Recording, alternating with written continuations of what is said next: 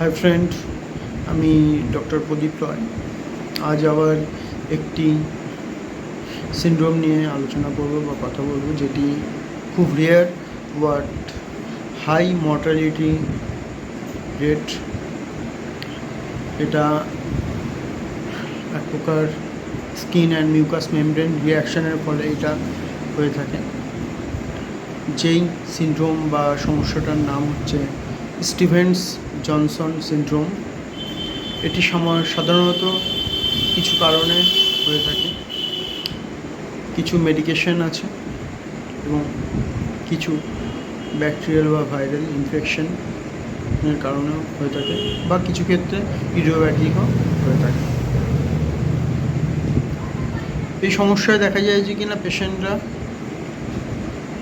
যাদের শরীরের মধ্যে এই ধরনের hyper sensitivity delayed type hyper sensitivity reaction ঘটে, সেই সমস্ত ক্ষেত্রে পেশেন্টরা কোনো মেডিসিন খেয়েছে। বিশেষ করে কিছু অ্যান্টিবায়োটিক আছে যেগুলো সালফার জাতীয়, বা কিছু রয়েছে যে কিনা সুগারের ওষুধও রয়েছে, বা কিছু সিজার বা অ্যান্টি ডিপ্রেশনেরও মেডিসিন আছে যেগুলোর মধ্যে সালফার রয়েছে। সেই সমস্ত মেডিসিন খাওয়ার পর, অথবা কিছু কিছু ক্ষেত্রে এনসাইডস রয়েছে, যেমন আইবুপ্রোফেন, বা কিছু ক্ষেত্রে COX-2 ইনহিবিটর যে মেডিসিন, যেটা হচ্ছে আর্থ্রাইটিসের ক্ষেত্রে ইউজ করা হয়, সেলিকক্সিব বা সেলিব্রেক্স যে মেডিসিনগুলো রয়েছে, সেগুলো থেকে কিন্তু এই ধরনের হাইপার সেন্সিটিভিটি রিয়াকশান হয়ে থাকে। বা কারোর হচ্ছে গাউটের সমস্যা রয়েছে, যেটা হচ্ছে অ্যালোপিউরিনল খেতে হয়, সেই সমস্ত পেশেন্টের যদি এই মেডিসিনগুলো শ্যুট না করে, সেক্ষেত্রেই কিন্তু এই ধরনের স্টিফেন জনসন সিনড্রোম দেখা দিতে পারে শরীরে, তার লক্ষণ। এছাড়া কিছু বিশেষ করে নিউমোনিয়ার ব্যাকটেরিয়া বা কিছু ভাইরাস রয়েছে, এগুলোর ইনফেকশনের কারণেও হতে পারে এই ধরনের সিনড্রোম, বা কিছু ক্ষেত্রে যে কোনো কজ পাওয়া যায় না, অথচ এই ধরনের সমস্যা দেখা গেছে। এবার এই ক্ষেত্রে বলে থাকি যে কিনা এই ধরনের যদি হাইপার সেন্সিটিভিটি রিয়াকশান কারোর মধ্যে হয়ে থাকে, তাহলে তার শরীরে প্রথম অবস্থায় ফ্লু লাইক রিয়াকশান দেখা যায়। তার সঙ্গে সঙ্গে তার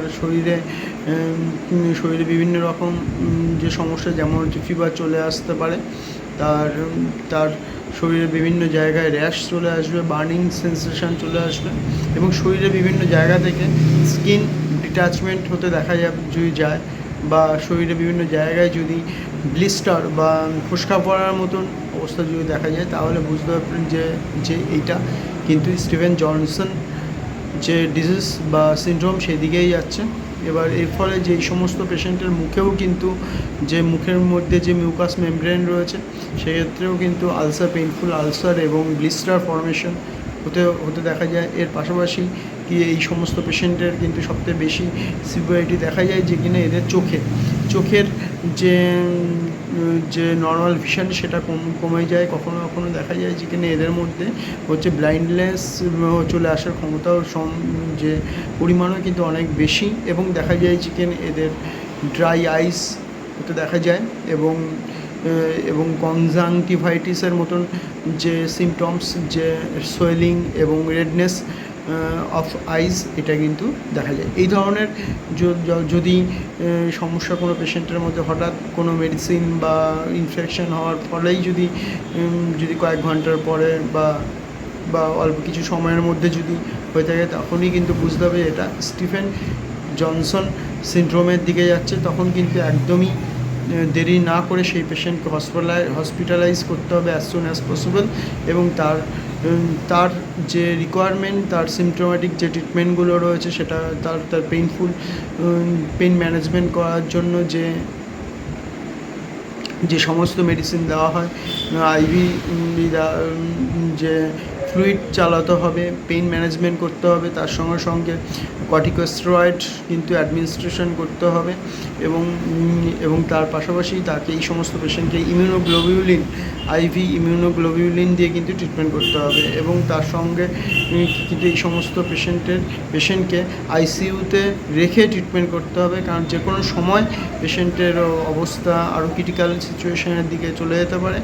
এবং তাই এই স্টিফেন জনসন সিনড্রোম খুবই রেয়ার, কিন্তু হচ্ছে এর হাই মর্টালিটি রেট থাকে এবং আই ড্যামেজ, ভিশন ড্যামেজ হওয়ার চান্স থাকে বলে এই ধরনের সিমটমস যদি কোনো পেশেন্টের মধ্যে যদি দেখা যায়, তাহলে কোনো রকম বিলম্ব না করে as soon as possible hospital বা নার্সিংহোমে ভর্তি করে তাকে কিন্তু ট্রিটমেন্ট করতে হবে। ধন্যবাদ সঙ্গে থাকার জন্য। বাই, ভালো থাকবেন প্রত্যেকে।